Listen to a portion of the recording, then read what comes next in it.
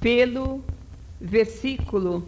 Aliás, eu vou ler novamente o Salmo, para que depois possamos comentá-lo detalhadamente, né? Aquele que habita no lugar secreto do Altíssimo, à sombra do Onipotente descansará. Direi do Senhor, Ele é o meu Deus, o meu refúgio, a minha fortaleza, e dele confiarei. Porque Ele te livrará do laço do passarinheiro e da peste perniciosa. Ele te cobrirá com as suas penas, e debaixo das suas asas estarás seguro. E sua verdade é escudo e broquel. Não temerás terror noturno, nem seta que voe de dia, nem peste que ande na escuridão, nem mortandade que assole ao meio-dia. 1000 cairão ao seu lado e 10.000 à tua direita, mas tu não serás atingido. Somente com teus olhos olharás e verás a recompensa dos ímpios. Porque tu, ó Senhor, és meu refúgio, o Altíssimo é a tua habitação. Nenhum mal te sucederá, nem praga alguma chegará à tua casa. Porque aos teus anjos dará ordem a teu respeito, para te guardarem em todos os teus caminhos. Eles te sustentarão nas suas mãos, para que não tropece com o teu pé em pedra. Pisarás o leão e a áspide, calcarás aos teus pés o filho do leão e a serpente, pois que tão encarecidamente me amou, também eu o livrarei. Pô-lo-ei num alto retiro, porque conheceu o meu nome. Ele me invocará, e eu lhe responderei. Estarei com ele na angústia, livrá-lo-ei e o glorificarei. Dar-lhe-ei abundância de dias, e lhe mostrarei a minha salvação. Então, nós continuamos da parte que paramos, né? Com o seguinte versículo. Não temerá o terror noturno. E é um salmo escrito há mais de 2000 anos atrás, né? Antes de Cristo. E é um versículo extremamente atual, bem ao estilo kardeciano. Parece mesmo um versículo escrito por um escritor espírita. Não temerás o terror noturno. Então vamos nos lembrando de tudo que nós aprendemos até hoje para explicarmos esse versículo. Nós dizíamos sempre que dormir é um ato mediúnico. Dentro do Espiritismo, fala-se muito em desdobramento. Ora, dormir é um desdobramento natural, não é? E quando nós dormimos, o corpo físico fica na cama e o espírito sai. Então, o desdobramento natural é o dormir, né? Depois temos os desdobramentos mediúnicos, né, em que o espírito se projeta em outros lugares, né, no mundo físico ou no mundo espiritual. Então, nós temos que nos prepararmos para dormir. Se dormir é um ato mediúnico, nós vamos entrar em contato com espíritos enquanto dormimos. Há toda uma vivência do outro lado. Então, há que haver uma preparação. Não se pode dormir sem uma prece, sem uma leitura de uma página do Evangelho, sem uma leitura de uma boa página, né, espiritualista, para preparar-nos para os encontros que virão enquanto o corpo repousa, né? E nós sempre apontamos para um hábito muito nocivo do homem moderno, que é a TV no quarto. A pessoa assiste televisão, vê toda aquela violência que nós sabemos que tem, parece que não sabe fazer outra coisa a não ser ver filmes de violência com muito tiro, com muita morte, com muito efeito, não é? Depois que a pessoa se compenetra dessas tragédias, ela desliga a televisão e dorme. Aí ela está preparada para encontros com violência. E depois ela fica, né? Acha que não dormiu direito, né? Acorda nervosa, tem perturbações durante o dia, porque realmente ela foi de encontro ao terror noturno, ela não se preparou para isso. Outra coisa, não é? Não dormir se culpando ou culpando alguém. Antes de dormir, todos os dias, fazemos uma revisão dos nossos atos do dia e nos perdoarmos de tudo que nós fizemos de errado. Nos perdoarmos das nossas quedas. Aconteceu, não era para acontecer mais, mas aconteceu. Portanto, nós nos perdoamos do fundo do nosso coração com a firme intenção, pedindo a Deus que amanhã seja diferente, que não vá acontecer de novo, que aquilo fique para o passado e que o futuro vai ser o futuro de maiores acertos, e perdoar todos aqueles que estão perto de nós e que erraram para conosco. Perdoar a todos, libertar a todos, porque é muito comum a pessoa brigar com alguém de dia, dormir pensando na briga e passar do outro lado e continuar brigando, né? Continuam engalfinhados, lutando em perispírito. Olha a tragédia, não é? Então, para que isso que é realmente o terror noturno, não é? Liberdade para dormir em busca de companhias espirituais melhores, não é? Porque se nós perdoamos todos aqueles que erraram para conosco, nos libertamos deles, entendendo sempre que o amor liberta e que o ódio algema.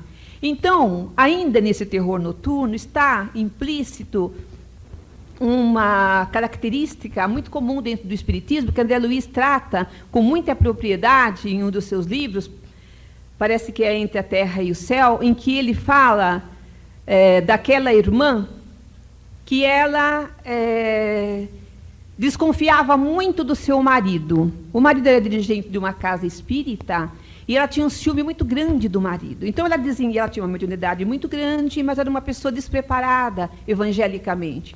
Então, quando ela dormia, ela entrava em contato com os obsessores que lhe diziam: olha, minha irmã, pobre de você, né? Você tão trabalhadeira, tão sincera, tão honesta, tão leal ao teu marido. Não. Ele apresenta aquele sorriso lá no centro, né? Aquele sorriso de cordura, de bondade, mas está atrás das senhoras do centro. Você tem toda a razão na sua desconfiança. E ela acordava já pronta para brigar, sentindo que realmente era traída dentro da casa espírita. Quer dizer, mais, a entidade passava-lhe a mão na testa e dizia: olha, amanhã você não vai se lembrar de que alguém disse isso para você, vai ficar a ideia na sua cabeça para você agir. E ela acordava plena para agir contra o marido e contra as senhoras, não é, que da comunidade espírita, por julgar-se enganada. E isso acontece demais. Tem gente que, vítima do alcoolismo, que me relata com tristeza: eu acordo e o meu maior desejo é ir para o bar. Porque já foi dito, você vai acordar e você vai beber, a entidade quer beber, vou beber, vamos beber, não é? Outras pessoas acordam, pegam o seu carro, saem e têm um acidente, elas foram programadas para tudo aquilo. Gente, há maior ou pior terror noturno do que esse? Do que entrarmos em contato com obsessores, com espíritos perversos e trazermos as suas ordens para realizarmos durante o dia? Não é? Às vezes, outro relato que ele conta, perdoe as senhoras hoje, mas eu sempre ataco mais os irmãos, hoje eles vão ficar sossegados. Mas são os exemplos que aparecem naturalmente. Aquela outra irmã que ela, já acordava predisposta a brigar com o marido. Então, o dia todinho ela dizia, de si para si. Claro, ela imaginava que fosse de si para si, mas eram os obsessores junto, conversando e atuando na sua mente. Quando ele chegasse, ela iria brigar com ele, iria pôr tudo em pratos limpos, quer dizer, iria causar uma tremenda confusão dentro do lar. Tudo por ordem dos obsessores espirituais. Muito bem. Então, nós devemos, como um exercíciozinho que trazemos com muito amor, meditar nas grandes verdades de Deus, meditar em Deus, na sua grandeza, na sua sabedoria, nos evangelhos de Jesus, para que nós possamos repousar e acordar bem dispostos na manhã seguinte. Não temerás a flecha que voa de dia e a destruição que graça ao meio-dia. Esse versículo é de uma clareza meridiana, quer dizer, uma clareza do meio-dia, não é? Porque há tantos pensamentos e sugestões negativas que nós ouvimos durante o dia, não é? De nossos irmãos encarnados, que às vezes advertida ou inadvertidamente nos passam ideias negativas. De nossos irmãos desencarnados, que a todo momento estão nos insuflando pensamentos negativos, se nós dermos sintonia para eles, como vamos ver logo em seguida, não é? Então, essas são as flechas, não é, que graçam ao meio-dia. Mas nós falamos tanto, não é? Se nós pautarmos pelo bem, pelo trabalho e pelas ideias elevadas, pela vivência do Evangelho, viver o Evangelho, nós construiremos um campo de força ao nosso redor e nós estaremos livres dessas flechas que voam ao nosso redor. O que são esses campos de força? Vejam os irmãos que agora não é mais o Espiritismo falando, agora é a ciência. Einstein fala dos campos de força, não é? O campo do magnetismo, do eletromagnetismo, não é? O da gravidade. E o Espiritismo fala do campo de força do espírito, que é uma energia, né? E hoje a ciência que aceita isso. Vejam os irmãos. Então, se nós somos energia, nós temos um campo de força ao nosso redor. E esse campo de força tem que estar colorido pelos nossos sentimentos positivos, sentimentos de amor, de concórdia, sentimentos de paz. Se esses sentimentos estão no nosso coração, eles colorem beneficamente a nossa energia e tem um campo de força positivo ao nosso redor. Quando o campo de força do nosso irmão desencarnado vier em nossa direção, nós vamos sentir, como todos os irmãos devem ter sentido já, um campo de força negativo que vem chegando, é aquele nervosismo, aquele mal-estar, uns arrepios, umas formigações, e as ideias negativas que começam a aparecer na nossa mente, é o campo do nosso irmão desencarnado, em cuja mente ainda não luziu o amor, que tenta se infiltrar no nosso campo. Se nós aceitamos aquela sugestão perniciosa que nos desbriga, que a pessoa tem que ouvir umas coisas, você tem que falar umas verdades, vai falar aquilo. Se nós entramos em sintonia, nós permitimos que aquele campo de força se mescle com o nosso, mas se nós estamos em sintonia com o Senhor, com o mais alto, nós estaremos defendidos, né? Na mesma hora que sentimos uma aproximação, fazemos uma prece, não é? Se for muito forte, abrimos no Evangelho, lemos uma página e ficamos protegidos dessas perniciosas emanações que vêm do mundo espiritual, não é? Muito bem. Então, ainda também, nesse sentido de danações ao meio-dia, não é? Às vezes tem coisas que estão ocultas. Às vezes... não é? Há que falar sobre isso. Pequenos complôs contra a gente. Às vezes há pequenas armadilhas que os nossos irmãos encarnados, em cujas mentes ainda não brilha a luz do amor, às vezes tramam alguma coisa contra nós. Se nós tivermos sintonia com aquilo, para não falar, as pessoas me perguntam sempre, trabalho de umbanda existe? Existe coisa de trabalho feito? Existe. Como dizer que não? Mas pega quando? Quando o seu campo de força for negativo e permitir que entre o outro campo de força. Se você está com o seu campo positivo, não há como entrar o outro, não é? Então, a pessoa, se nós estamos preparados, nós vamos descobrir, virá uma intuição para sabermos de onde está vindo uma energia negativa que tenta nos alcançar. E conhecer é a melhor forma de se defender. Poderemos estar nos defendendo. E há também essas coisas assim, as pessoas me dizem muito assim, e eu estava muito bem, mas eu fui na casa de uma pessoa e lá eles são muito perturbados, eles xingam muito, né? Eles não conhecem o Evangelho, o Espiritismo, e eu saí de lá muito mal. Você não estava tão bem assim. Estava marcando sintonia com o que estava errado lá. Se o seu campo de força estivesse em plena paz e harmonia, você teria entrado em contato com aquele irmão, teria ajudado, teria passado para ele energia boa. Mas não pegou a energia ruim dele. Pegou porque estava em sintonia. Mesmo que a boca estivesse sorrindo e a boca deitando leite e mel, o coração não estava preparado para o que lá iria encontrar. Então, há alguns experimentos científicos que são assim. Colocaram-se jovens, um grupo de jovens, assistindo filmes de violência, né? Esses filmes que nós conhecemos hoje. Violência, sexo explícito, tudo que for de decadente para o espírito.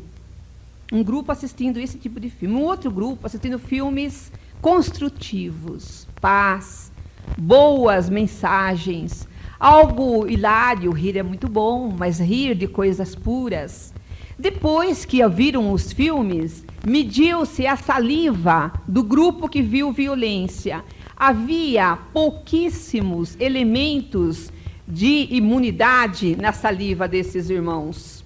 Eles estavam predispostos a doenças, quase sempre doenças corriqueiras, como resfriados, não é? Dores de garganta, pequenas infecções ou afecções. E o grupo que tinha assistido coisas positivas, esse grupo tinha muito na sua saliva, muito maior número de elementos de imunidade. Eles estavam imunes a pequenas afecções, né, do resfriados, gripes, né?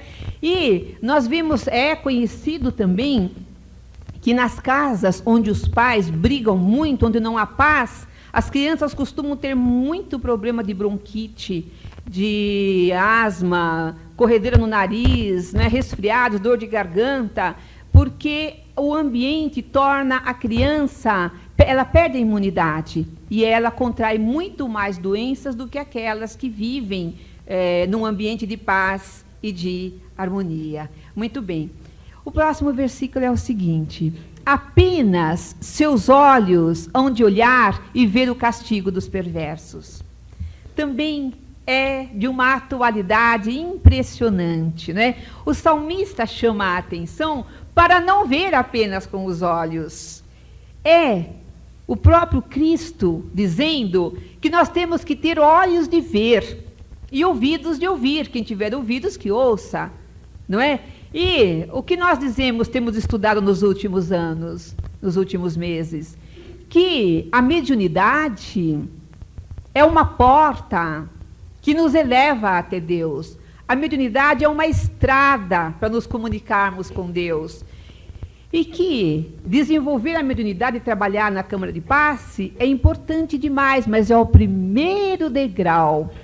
Não é para trabalhar em Câmara de Passe que Deus nos deu a mediunidade. Ele nos deu a mediunidade para que tivéssemos uma porta de comunicação com Ele. E por que então a gente preza tanto o trabalho mediúnico? Porque é ali, no primeiro degrau, que se aprende o amor verdadeiro, o amor incondicional, de dar o passe em pessoas que nunca viu. Desejar o melhor de si para a pessoa que você nem sabe se vai encontrar de novo, sem pedir nada em troca. É o amor verdadeiro. Aprendendo aquele amor, no primeiro degrau, a gente se candidata e se prepara para percorrer a estrada na direção do nosso Pai. Então, a mediunidade é uma porta de transcendência a Deus. Mas o que é que a maioria de nós faz com essa porta? A maioria de nós usa essa porta para nos comunicarmos com as regiões inferiores, com nossos irmãos trevosos, sofridos, perversos. Por quê? A mesma questão que a gente volta sempre, a questão da sintonia. Como nós não vivemos o Evangelho, como nós não sentimos o Evangelho de Jesus, nós abrimos as portas, essa porta maravilhosa que está em nós, nós usamos para nos comunicarmos com os nossos irmãos trevosos e transformamos essa porta em porta para as obsessões, não é? Então, voltamos outra vez a estudar a sintonia vibratória, não é?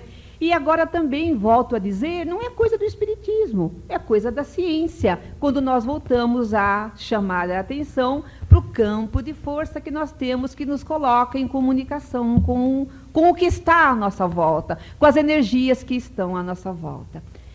Porque fez do Senhor o seu refúgio e do Altíssimo sua habitação, nenhum mal o atingirá. nem qualquer praga chegará à sua casa. Então essa é a promessa que é feita àquele que fez do seu coração um esconderijo do Altíssimo. Aquele que fez do seu coração um lugar onde ele possa entrar em sintonia com o mais alto. Esse que tiver a coragem, porque é preciso muita coragem, vai conseguir sim que nenhum mal chegue à sua tenda. Pois ele encarregará seus anjos de protegê-lo, para guardá-lo em todos os seus caminhos. Não é a mesma coisa que nós temos estudado e ouvido de Jesus? Não vos deixarei órfãos. Eu vos mandarei um Consolador. Eu vos mandarei o Espírito da verdade para ficar convosco e vos assistir. É a mesma coisa dita em outras palavras. Por quê? Porque na linguagem espírita, anjo, nós entendemos como espírito guardião, como espírito protetor, que todos nós temos, não é? Porque todos nós vimos de muitas reencarnações e temos feito, muitas vezes desafetos, mas também muitas vezes afetos. E a vontade divina que promete sempre velar por nós. É uma promessa dele, do Senhor: não vos deixarei órfãos, mandarei a vós o Paracleto, o advogado da humanidade que vos representará diante de meu Pai. E muito bem, são esses paracletos, esses advogados, que nos insuflam bons pensamentos. Então, aquele quando ele diz assim, meus anjos que vão protegê-lo para guardá-lo em todos os caminhos, é essa proteção que nós temos do mundo espiritual. Porque se nós somos centelhas divinas, um pedacinho de nosso Senhor, de nosso Deus, nós temos aquela sintonia de saber o que é bom e que vem dele. Nós menosprezamos essas intuições, aquela vozinha interna. Allan Kardec pergunta aos imortais, na questão 919 do Livro dos Espíritos, onde está escrita a lei de Deus? E ele diz, na consciência. Ora, é pela consciência que nós nos comunicamos com Deus, porque se somos uma partícula dele, a lei dele está em nós. Então, de repente, nós sentimos assim, aquela vozinha lá no fundo que nos diz que o caminho é tal, que o caminho é do perdão, que o caminho é da concórdia, que o caminho é da paz. Mas uma outra força vem nos dizer que não, que é mesmo do desforço, né? Que o caminho é da luta, porque nós teimamos em abafar a voz do Senhor que está em nosso coração e em nossas consciências, né? Muito bem. Com os pés esmagarás leões e cobras. Então nós temos ainda na Bíblia aquele episódio de Daniel, que é jogado, né, na cova dos leões, e Daniel dá as costas aos leões e ele se põe de frente com a luz de Deus, e os leões não o atacam. É um episódio da Bíblia que nos serve para ilustrar o que nós queremos dizer. O que são os leões que nos atacam? São os nossos problemas graves, né? São as nossas doenças, mas são principalmente os nossos vícios. Qual que é a maior fera, o maior monstro que o Evangelho diz que nos ataca, que nos bebe o sangue mais precioso que corrói as nossas entranhas? É o egoísmo. Está no Evangelho segundo o Espiritismo. O maior monstro que vos ataca é o egoísmo. Então as feras, os leões que estão conosco, que nos atacam, é o rancor, a inveja, o não perdão, que aliás, diz Joana de Ângeles, que enfrentar as feras no circo, né, do seu tempo, ela viveu ao tempo de Jesus, era Joana de Cusa, né, ao tempo de Jesus, ela dizia, enfrentar as feras do circo, realmente é preciso muita coragem, mas há que ter muito mais coragem para enfrentar as feras que rugem dentro de nós. As feras, não é, que não perdoam, que querem vingança, que querem desforço, a fera do ciúme, da avareza, da irritabilidade, do nervosismo desencadeado, da sexualidade desnorteada. São feras muito mais poderosas que nos põem a perder. E então, o que quer dizer o Salmo? Que é para darmos as costas, não no sentido de ignorarmos que nós temos esses problemas, mas é para não valorizá-los, não reverberar essas coisas em nós. É buscar a luz de Deus. Porque não adianta ficar falando, não é, que não vou ser nervoso ou nervosa. Eu vou ser calma. Eu quero ser calma. Quero ser mansa. Porque Ele, o Senhor, disse, os mansos herdarão a terra. Eu quero. Porque a vontade é a mão do Espírito, é a construtora. Quando eu digo eu quero, eu uso a minha vontade, o meu poder. Eu quero ser mansa, né? Quero perdoar, quero amar. Enquanto vamos construindo essas energias, essas qualidades, vamos enfraquecendo as outras, que acabam por desaparecer com o tempo, né, das nossas consciências. Ele fala que pisará a cobra, não é? Que seria representado? A coitada da nossa irmã cobra, infelizmente, né, ela representa os complexos ocultos, não é? As nossas neuroses, porque nós dizíamos no outro dia, né, que nós temos um grande amigo, um amigo que luta por nós, que nos defende, que nos faz crescer. E temos também um inimigo que nos derruba, que nos acachapa, né, que nos desespera, que nos trai. Quem são o nosso amigo e o nosso inimigo? Nós mesmos. Então nós temos esse inimigo dentro de nós, né? As nossas neuroses, que nos causam tanto mal, que nós temos que pisá-las mesmo, para fazer crescer as virtudes em nós. E tudo isso nós conseguimos, mais uma vez, se mantemos a sintonia com nosso Senhor e nosso Deus. Porque depositou em mim o seu amor. Eu o libertarei. Vou elevá-lo bem alto, porque conhece o meu nome. Então, não estudamos tanto isso já, não é? Amar a Deus é buscar sintonia com Ele com fé. E o que é fé? É a palavra que vem do latim, fé, fidelis, fidelidade. É buscar Deus com fidelidade, com lealdade. É conhecer Deus, é saber de Deus, não é acreditar em Deus. Porque quem acredita em Deus é como se dissesse, eu acredito que hoje vai chover, não sei bem. Nós temos que saber, porque quando nós soubermos de Deus, ninguém mais tira aquilo de nós. E é com lealdade, não é? Com aquela certeza que nós queremos nos sintonizar com Ele, com a certeza que há uma paternidade nele, que Ele vela por nós e que Ele nos encaminha pela nossa vida. Porque contemplar Deus significa harmonia e paz em nossas consciências. Contemplar Deus significa harmonia e paz. Como que nós podemos entender isso? Eu posso estar numa multidão, mas eu só vou contemplar quem eu quiser. Eu estou procurando alguém e eu bato o olho e falo, está fulano. Alguém me diz, você passou por mim e você nem me cumprimentou. Eu não vi. Porque eu queria contemplar a quem eu estava buscando. A gente só vê aquilo que a gente quer ver. E quando a gente vê o que quer ver, é porque aquilo tem uma sintonia conosco. Então é contemplar Deus. É contemplar a sua obra. É contemplar a terra bendita, a escola bendita que nos foi dado habitar. A terra amada, o planeta escola, em que fomos trazidos para muitas vezes sofrermos, sim, mas que esse sofrimento vai redundar em estados de paz depois, mais tarde, daqui a pouco para muitos de nós, quando chegarmos a hora de nós fecharmos os olhos para a carne e abrirmos na espiritualidade. Então, contemplar Deus, não é?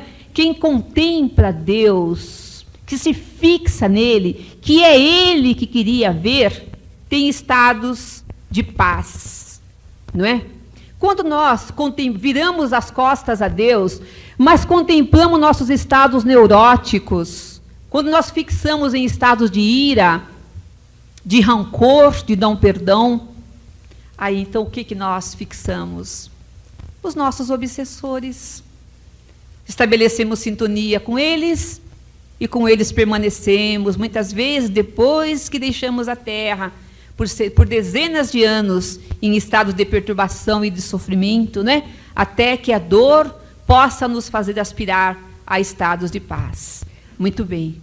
Então, nós finalizamos com a colocação tão doce de Joana de Ângeles. Ela diz assim: sai da tua concha, faz sol lá fora, e hoje, como outrora, o Senhor busca trabalhadores para a vinha. Sai da tua concha, porque ao teu lado há pessoas que pedem encarecidamente pelo teu amor, por um olhar teu, por um sorriso. Sai da tua concha, ama, serve, trabalha, e eu te darei o galardão da paz. Que o Senhor nos abençoe e que seja conosco, agora e sempre, e que assim seja.